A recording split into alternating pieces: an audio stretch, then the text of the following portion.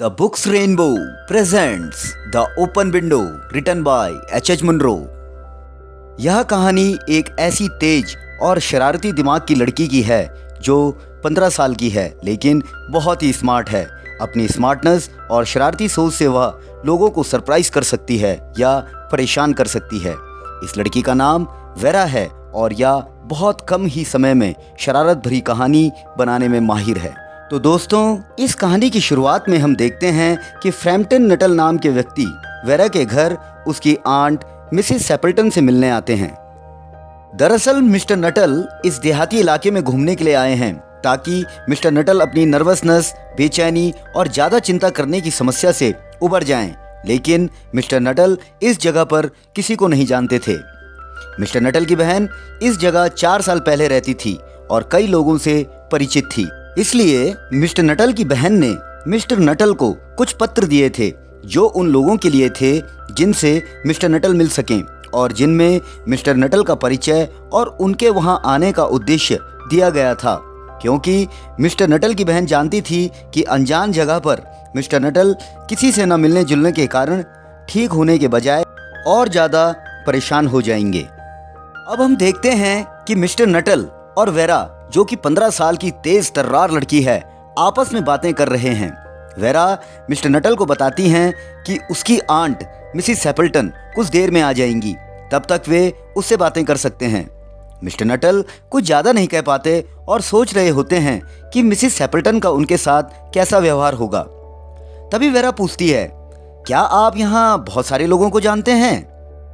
Mister Nuttall जवाब देते हैं, मैं किसी एक व्यक्ति को भी नहीं जानता। मेरी बहन 4 साल पहले यहाँ रहती थी, उन्होंने ही मुझे यह पत्र दिए हैं ताकि मैं लोगों से मिल सकूं। वेरा ने तुरंत पूछा, इसका मतलब आप मेरी आंट के बारे में कुछ नहीं जानते? मिस्टर नटल ने जवाब दिया, केवल उनका नाम और ये एड्रेस। वेरा कुछ गंभीर होकर बोली, 3 साल पहले मेरी आंट के साथ भयानक हादसा हुआ था। हादसा? मिस्टर नटल चौंक कर बोले। वेरा एक बड़ी खिड़की की तरफ इशारा करती है जो खुली हुई होती है और कहती है कि शायद मिस्टर नटल को आश्चर्य हो रहा होगा कि हमने अक्टूबर के महीने में भी यह खिड़की खुली क्यों रखी है। मिस्टर नटल कहते हैं कि साल भर यहाँ काफ़ी गर्म होता है, लेकिन क्या मिस्टर सेपल्टन के साथ हुए हादसे का संबंध इस खिड़की से है? वेरा कहने लगती है, 3 साल पहले की बात है। इसी खिड़की से उनके हस्बैंड और 2 छोटे भाई शिकार खेलने के लिए निकले थे, लेकिन जैसे ही वो घास के मैदान को पार करके आगे बढ़े तो एक दलदल में पहुंच गए और दलदल ने उन्हें अपने अंदर निगल लिया। उनकी बॉडीज का कुछ पता नहीं चला और वो कभी नहीं मिली। वेरा की आवाज़ कुछ कांपने लगी थी।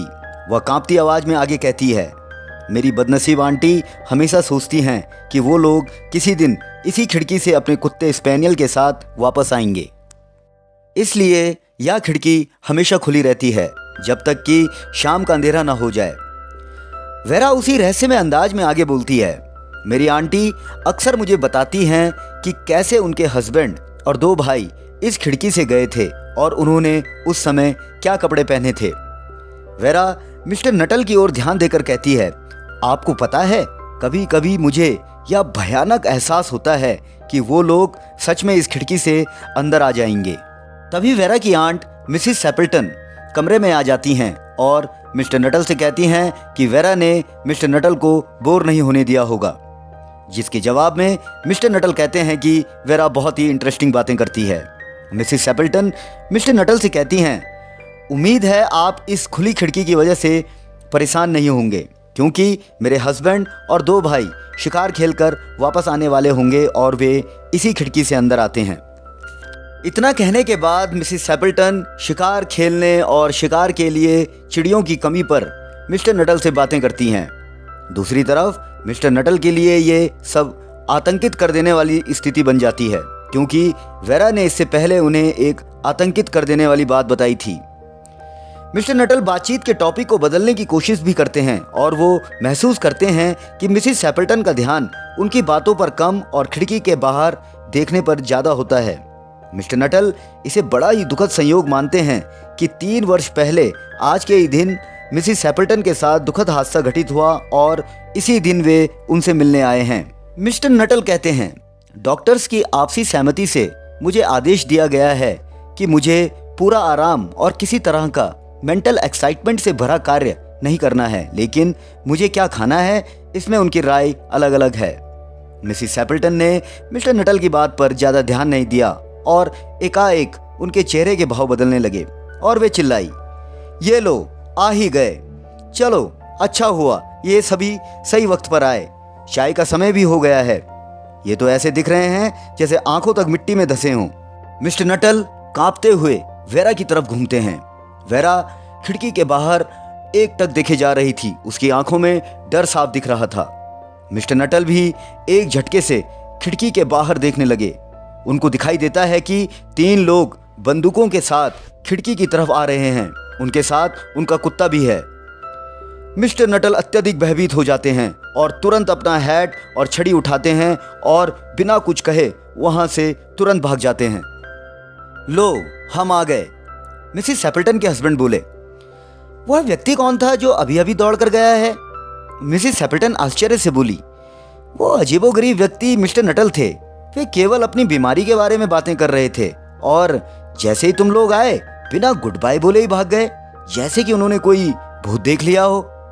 तभी वेरा बहुत ही शांत स्वर में बोली, मुझे लगता है वो स्पैनियल यानी कि हमारे कुत्ते की वजह से भागे हैं, क्योंकि उन्होंने मुझे बताया था कि वे कुत्तों से बहुत डरते हैं और कुत्ते काफ़ी हद तक उनकी बीमारी का कारण भी हैं। क्योंकि एक बार कुत्तों के झुंड ने उनका पीछा किया और खुद को बचाने के लिए उन्होंने पूरी रात एक नई खुदी कब्र के अंदर रहकर गुजारी, जहां उन कुत्तों ने उन्हें रात भर परेशान किया। वेरा की बात सुनकर सब संतुष्ट हो जाते हैं। दोस्तों, तो आपने देखा वेरा जो कि काफ़ी चालाक और बहुत कम समय में कहानी बनाने में माहिर है, कैसे मिस्टर नटल को झूठी कहानी बताकर परेशान करती है, क्योंकि मिसिस सैपल्टन के साथ कोई भी हादसा नहीं हुआ था जैसा कि वेरा ने मिस्टर नटल को बताया था, बल्कि मिसिस सैपल्टन के हस्बैंड और भाई आज ही शिकार के लिए गए थे, जिनके आने का वह इंतज़ार कर रही थी। जब सारे घरवाले मिस्टर नटल के भागने पर आश्चर्य दिखाते हैं तो वेरा बड़ी चालाकी से उन्हें मिस्टर नटल के बारे में नई कहानी बताकर संतुष्ट कर देती है।